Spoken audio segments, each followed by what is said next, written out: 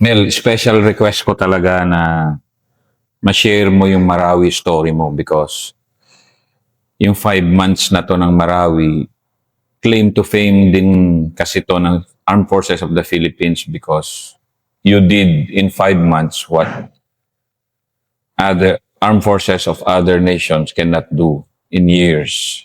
And battalion commander ka at that time. Naiilan lang kayo.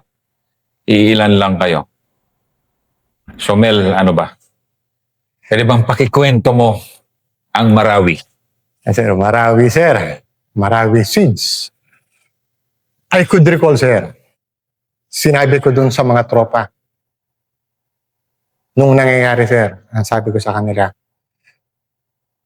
they may know our names, but they may never know our real stories. And eto na, sir. Magkukwento na ako, sir. Well, when I assumed the command of the 51st Infantry Battalion, ito, sir, ay sa Lanao del Sur. And before kasi ako mag-assume dun, sir, si Sir Biri de la Rosa, siya yung battalion commander, hinahabol na ng battalion namin, sir, ang Mauti ISIS group. Doon pa yan, sa bundok ng Butig. Gera-gera na nun. In fact, pinasok pa nga nila yung mismong poblasyon ng Butig na kaya nga, napasabak na yung batalyon namin nun sa labanan sa mismong gitna ng bayan. Pero maliit pa lamang yun, yung Butig pa lamang yun, sir. So, when I assumed the command, tuloy-tuloy ko na yan, sir. Doon pa rin kami, sir, sa Butig kasi doon sila sa bundok. And then, pumunta kami, sir, sa Piagapo kasi malayo na naman yan. Another municipality. Kasama ko na noon ang First SRB. Even doon sa Buti, kasama ko na rin silang nag-operate. Si Colonel Samyong Ken naman yung kasama ko doon. Gera din sa Piagapo. And then, prior to that, nung mismong siege talaga, ang batalyon namin at saka yung First SRB, nabigyan kami ng order, ng task na mag-operate naman kami sa... Kasi yung Lanao del Sur, maraming threat groups. Nadyan yung Mauti ISIS. Meron din diyang mga NPA dun sa outskirts, boundary na halos ang bukid dun yan. So, nung una, gira-gira kami lagi dito sa Mauti ISIS, dito sa Butig nga, and then dito sa Piagapo. And since nabugbog na sila, na-shift naman kami, effort namin, papunta naman dito sa NPA area. Kasi that time, medyo nagpapapansin na rin. So, that was 2017. Nung mag-operate kami dito sa Maging, sa boundary na yan, ng bukid nun, medyo may kalayuan. In fact, 3 days yata namin nilakad dyan. Maulan pa ang terrain doon, talagang medyo mataas. Ang daming ilog namin kinocross. And then, encounter na kami doon. Encounter talaga sa NPA. And then, nakakuha na kami ng tawag noon. Tinatawagan na kami, ang sabi sa amin, disengage, balik, pull back, balik kami sa Marawi kasi may nangyari na. So, worried ako noon dahil area ko yung Marawi. May mga detachments ako dito na naiwan.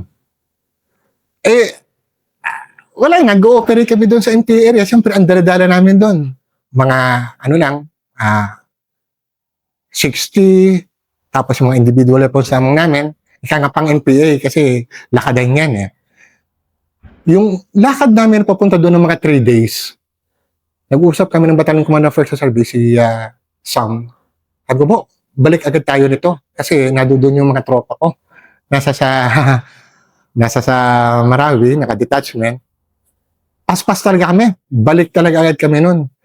Hindi pa namin grasp kung ano talaga ang magnitude nung nangyari sa Marawi dahil malayo kami, mahirap ang signal, walang signal sa cellphone, sa radyo lamang kami, napuputol-putol pa kasi may kalayuan talaga. And then nung makababa kami, doon na namin na-found out na ang laking gulo na pala nito. Nadudo na sila mismo sa syudad. ang masakit dito, nung nadudun pa ako sa bundok nun, nasa sa malayo pa kami, nasabi na sa akin na yung isang detachment namin nun, threaten talaga siya. Ito yung Lilod Bliss detachment namin sa Lilod. Nung makababa kami, ang sabi sa akin, unfortunately, nasabi sa akin na halos obera na. May pumuputok-putok pa rin doon sa amin doon na konti sa detachment namin, pero sa report na nakuha, marami na akong wiya at may mga kiya na rin ako doon sa detachment na yan. Just imagine, kasama ko noon ang 11 DRC. Yung 11 DRC, si Technical Sergeant Bayot, ang anak niya, tropa ko. So, nung pababa pa lamang kami, kinausap ko na si Technical Sergeant Bayot. Kasi, ano na siya eh. Ano na rin, mataas rin talaga yung emotion niya dahil nga, alam niya na yung anak niya na under sa akin, naiwan dun sa Marawi and may nangyayari na. So, nung pagbaba namin talaga dun, kawawang tropa nun, pagod na pagod. Sa tindi ng dananan terrain namin ang paa ng mga yan, may dugo-dugo na yung pagitan ng sa grabing lakad. Imagine mo yung 3 araw. Isang araw lang namin nilakad sa pagmamadali namin makababa. Dahil doon sa eagerness namin na matulungan talaga yung naiwan namin tropa. And sabi ko nga, kasama namin that time, si Technical Sergeant Bayot. So pagbaba namin doon, kausap ko si Technical Sergeant Bayot kasi volunteer siya, sir, yung anak ko sir, nandun sir. Tutulungan ko talaga yan, sir. Na ganon. Sabi ko sa kanya, sige lang mas sir, diyan ka lang. At may mga tropa naman tayo rito na o pwede doon. Ayoko din naman siyempre ipasama rin siya dahil ang emotion niya ay napakataas talaga. Dahil nga, yung anak niya doon sa detachment. And so pumunta kami doon sa detachment, pinipilit namin niyang makuha. Pero nung dumating kami, halos madilim na, gabi na. And mahirap nang dumikit doon sa detachment sa sobrang dilim dahil nga nadadaan sila. Marami kaming mandadaanan ba? Ika nga, before kami makarating sa detachment, marami pa kamo namin dadaanan ng mga armado. May kalayuan din yung detachment nasa sa loob ng syudad. So, nung araw, nung umaga na talagang grabe ng waswasan, nakapasok kami doon. Nakuha namin, wala na. Nakuha na talaga nila lahat. May 2 akong wounded na nakalabas. Unfortunately, may 7 ako na namatay na tropa. Kasama na nga si PFC Bayot. Masakit para sa akin sa isang battalion commander na yung mga tropa ko umaaway, malayo ako. Kasi kasama ko sila Kasama ko sila doon sa gera dati sa Butig. Kasama namin siya nung pumunta kami ng Piagapo, nung grabe ng away ng versus RB doon, na kasama rin kami doon. And then, ito nga, nung napunta na kami sa Marawi, naipit sila doon, naiwan sila. Kasi malayo ako. Maraming masasakit na pinagdaanan kami noon. Una pa lamang, salvo pa lamang dito, 7 agad ang patay sa akin. Nung tinyente ako noon, naikwento ko, sabi ko nga, puro volunteer ako Kasi ang daladala ko lamang noon, platoon. Yung gera namin dati nga, sa Buldon, gusto ko lamang talaga umaway noon. And when I became a company commander, sa 40IB naman, marami rin akong experiences dito. Pero yung level of maturity ko, medyo nadidevelop na. And eto na nga, battalion commander ako. Tapos, nung magsimula ang gera, namatayan agad ako ng 7. Just imagine the impact dun sa moral ng tropa namin. Nadudun yung rage. Nadudun yung galit. Nadudun yung gusto talagang makaganti na talaga. Even me. Sino sila para pumunta rito? At ganito ang gagawin nila sa katawan ng mga tropa ko dito. Even me. But yung professionalism natin, we have to think out of emotion. And we do not let our emotion dictate how we think. babalansehin natin ito. Hindi naman po pwedeng dahil sa gusto mong makaganti agad dito dahil sa nakuhanan ka na, diretso ka na agad dun eh. No, no, no, no. Hindi po pwede yan. Sometimes, you have to accept defeat sa una pa lamang, round 1. But let us pluck siguro wisdom kung ano man ang nangyari dyan. And we have to start intelligently all over again. Simulan natin ulit. So from there, nung makuha na namin yan, settle down, manipis pa ang area na, manipis pa ang tropa namin doon.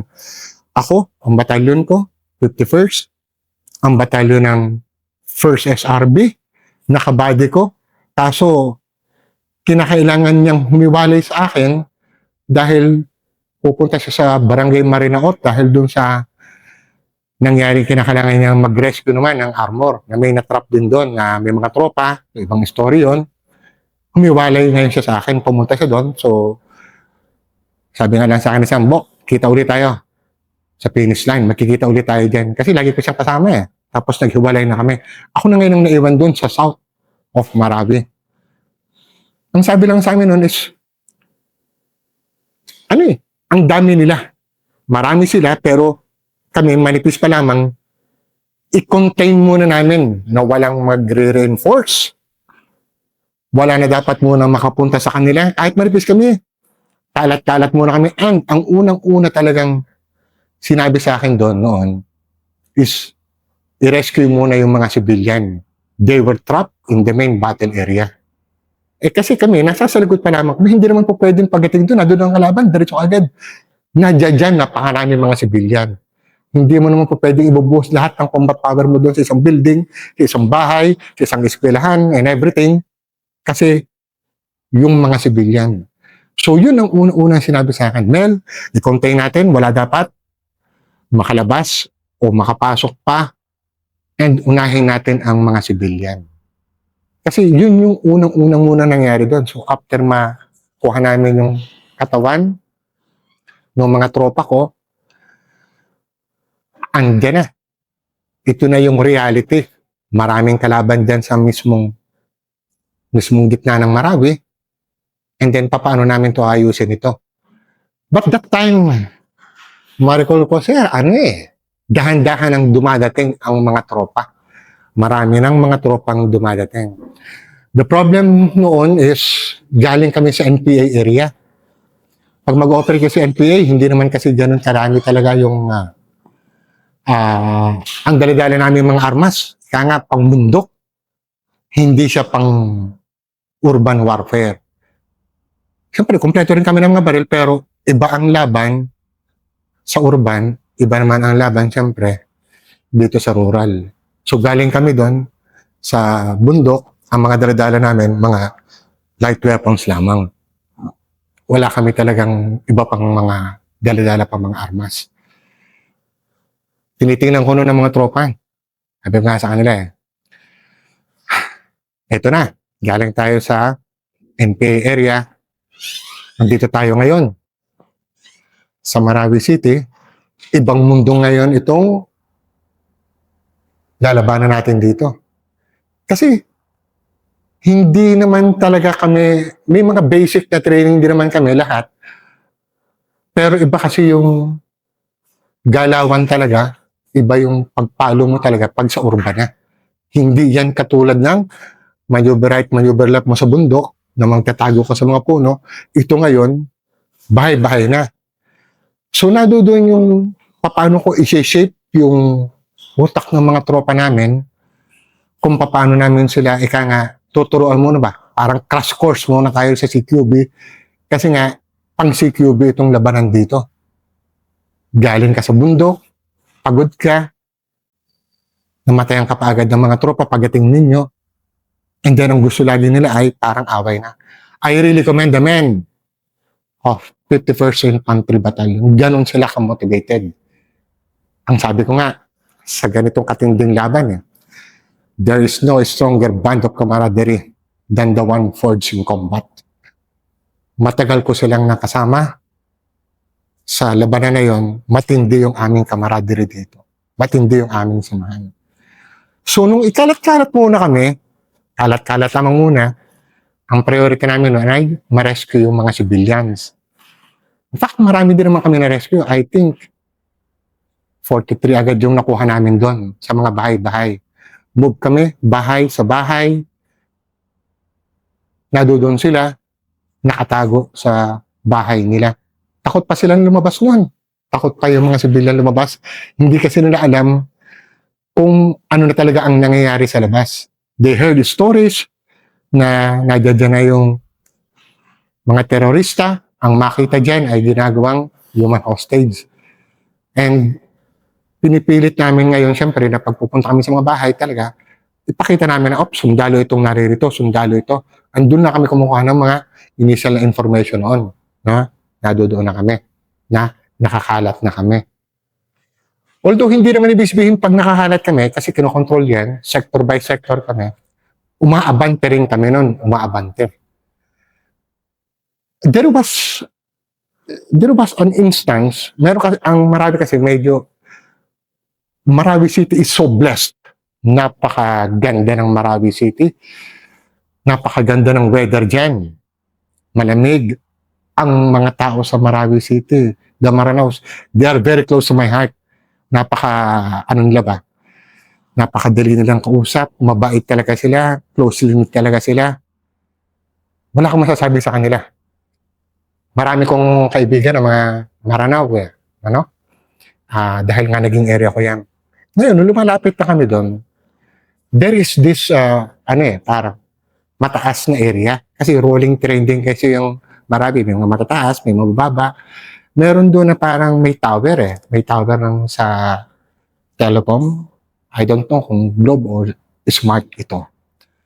Nadoon sila sa taas. Kasi from road, medyo paangat yan. And Marawi City kasi is developed city yan. Ang mga bahay dyan, puro buhos, concrete. Ngayon, yung pataas na yon, nadoon yung kalaban. Noong una kasi, nung pagdating pa lamang namin doon, nung magpwesto na kami, mababay naman Kasi syempre, medyo mataas ang aming nakuha ang pwesto dati. Nakikita pa namin doon. Sakay sila ng black pick-up. Nag-iikot sila, nagdi-distribute sila ng mga forces. May kalayuan pa sila. May kalayuan. Kasi, pero makikita mo sa mga karsada, pinuputukan mo, pero halos hindi mo na matamaan, may kalayuan Pero nung slowly, nung nagpo-close na kami, nung papalapit kami, meron doon na isang tower, medyo high, elevated ground siya. May, unfortunately, medyo marami rin nagsakripisyo ng mga tropa ko rin doon. Makuha lamang yun, kasi medyo elevated yun alam naman natin yan. Pag ikaw ay nasa baba, lugi ka sa Hawaii. Kinakailangan mo laging makuha yung sa taas. If mataas kami, bababa kami, karsada, pataas uli yan, in between doon, puro mga bahay-bahay na yan. Puro mga bahay. Ang beauty kasi rito sa nangyari sa Marawi, yung maturity ng tropa pagdating sa urban warfighting, nag-evolve kasi siya Just imagine mo yung unit ko. Ang unit ko is hindi naman talaga yan na special unit na masasabi mong sanayan sa urban. May experience pero hindi ganito ang intensity. But I'm so proud of them. Kasi nga, nag-evolve kami. Nagsimula kami nung una, puro may mali, lessons learned. Dahil hindi pa nga namin nakukuha, nag-grasp agad kung ano ang nangyari doon, kung gano'n sila karami, hindi namin nakuha agad yung kanilang mga titipis, kung paano sila umaway sa amin. Ang alam lang namin dati, pagpapasok ka sa bahay, papasok ka sa pinto, mag-breach ka dyan, kung mag-entry ka dyan. Pero, ang nangyari, nalalagyan nga nila lagi ng mga booby trap yan, so nag-evolve. Resilient naman ang tropa natin. Pag hindi ka pa pwede dumaan sa pinto, may bintana naman. Kung hindi pa pwede dumaan sa bintana, gumawa ka ng sarili mong pinto. Ika nga, along the way, na-develop. Now, going back doon sa may sinasabi ko na elevated na ground. Papunta pa naman ang tropa doon and taking casualties. Doon yung nice type. Kasi nga, nung una, Hindi kami nagtatago sa mga bahay-bahay dahil ang lagi kong paalala, ang mga bahay ng mga sibilyan, hanggat maaari, huwag natin papasukin dahil nga, siyempre, iniingatan natin. May mga gamit dyan, baka masira and everything o ano man. Pero no choice kami, dumadaan na kami ngayon sa loob ng mga bahay kasi I'm taking casualties nung una. Sa gilid lang ng mga bahay, sa mga pinaka-wall na baga. Pero may mga open ground, so nai-snap kami doon. So no choice, pumapasok na kami ngayon dito sa loob ng bahay para magkaroon kami ng cover. Sunod-sunod yan. Dikit-dikit ang mga bahay, so parang tinutuhog-tuhog namin yung mga bahay para lamang kami may cover, makalusot kami. And then karsada, paakyat uli. Tuhog-tuhog mo naman uli yung mga bahay bago mo maakyat ngayon yung elevated ground na doon yung kanilang sniper. May officer ako doon na casualty. Company commander ko. Natamaan talaga siya. I never thought na sabi ko nga doon sa kanya kasi nung bigyan ko siya ng order, sabi ko, okay, kuhanin natin yung high ground na yan kasi pag hindi natin nakuha yan, lugi lagi tayo. Lagi tayong pinipikpikan dito. Doon yun sa may Moncado area tayo yun . Hindi ko na masyado ma-recall yun kung tama yung place na yun. Nakuha ko yun, but ang kapalit naman, yung company commander ko wounded. So I had to evac him. Kinakailangan ko siyang alisin. Well, ikinukwento ko to kasi sa perspective ng isang battalion commander, you have your own company commander. So yung aking mga sinasabi, ibinababa ko yan sa aking company commander. Nawalan ako ng company commander no. Wounded siya. Hindi naman ganun katindihan talaga, pero kinakailangan niya ng medical attention. And I think, aabutin niya ng mga ilang weeks bago siya makarecover kasi tama yun sa likod. Sa likod yun. Tama niya. Nakadapa sila, kaso lamang nag-M203 yung kalaban, so yung 203 tumatama yan sa mga building sa taas, and then ang bagsak ng mga shrapnels niyan, syempre pababa, nung nakadapa sila, nasalo nila yung mga shrapnels na yan. Nakaka-kevlar naman siya, may vest naman siya, kaso lamang may lumusot pa rin. Naano agad ako nun. Parang sabi ko, oops, officer ko, na wala agad sa akin yan. Unfortunately, yung aking command group naman, na-shoota naman kami ng mortar naman. Nung araw din na yun, na nag-shoot naman sa amin yung isang mortar ng kalaban, na-wounded din uli ako ng aking S3 ko, wounded na naman. Dalawang officer ko. Yung aking S2, wounded din.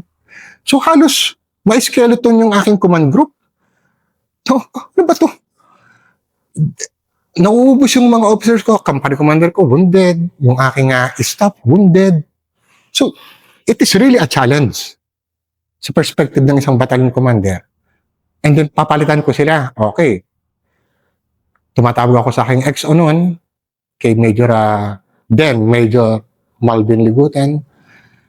Sabi ko, paakyat ko ulit ng tropa rito ng officer dito, paakyat ko ulit dito ng tropa rito para ma-replenish ating mga nabubunded. So, parang fruit salad ang nangyari doon sa aking staff. Yung aking S3, wounded. Yung aking S2, wounded. And then, nagpapadala na ng officer si Major Ligutan, pinapalitan. So, I had to brief him again, yung bagong officer na dumating. Kasi, siyempre, galing siya sa baba. Hindi niya grasp uli yung kung anong nangyayari na situation doon. So, what I'm telling here is, ito yung mga challenges sa isang leader, sa isang battalion commander. I have to motivate my troops.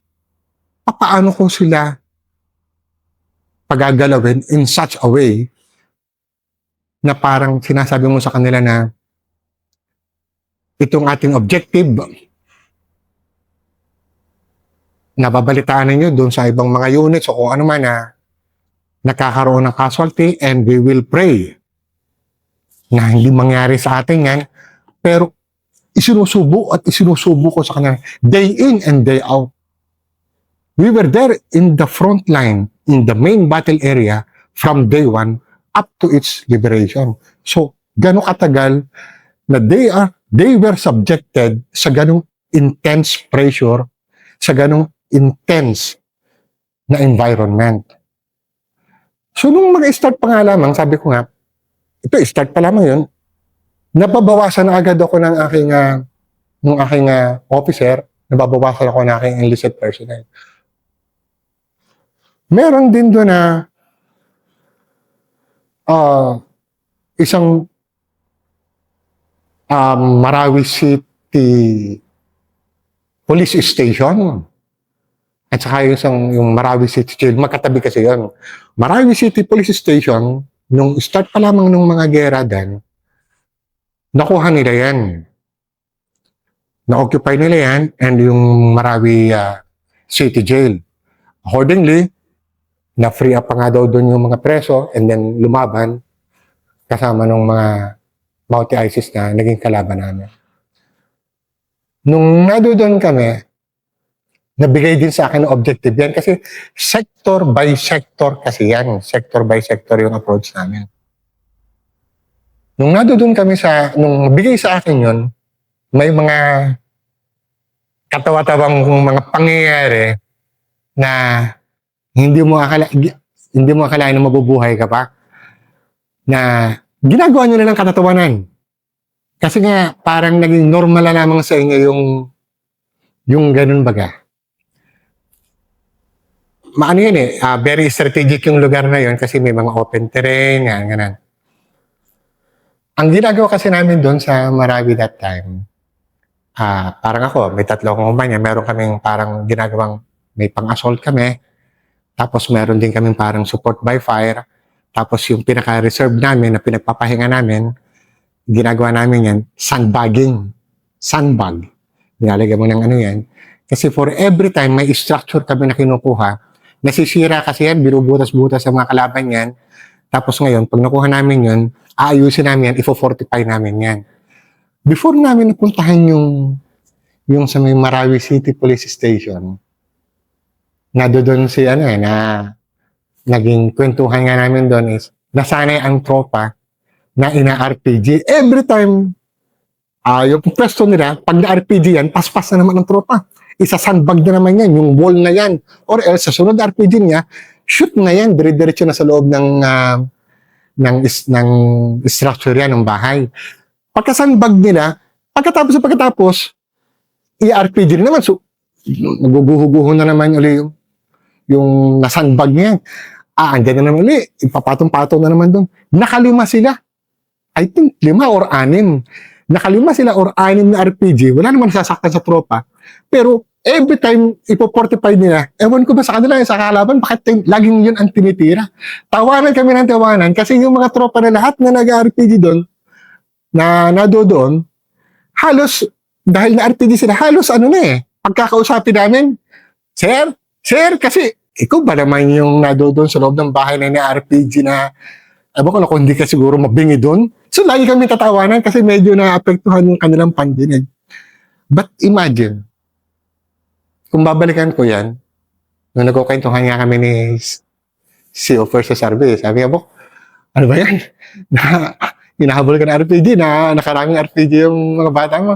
Sabi ko nga kaya masaya dito. Halos nabingi na sila, pero tatawanan kami kasi walang nasaktan din dun sa amin. Walang nasaktan dun sa mga tropa namin nung instance na yan. I'm just sharing it kasi you have to find something, joy, or kung ano man yan, o habang doon kayo para lamang medyo maano ang moral ng tropa. Kasi kung isipin mo lagi, kailan ba ito matatapos? Kailan ba ito? Hanggang kailan kami rito? Natuture-tere kasi ang mga tropa. Imagine,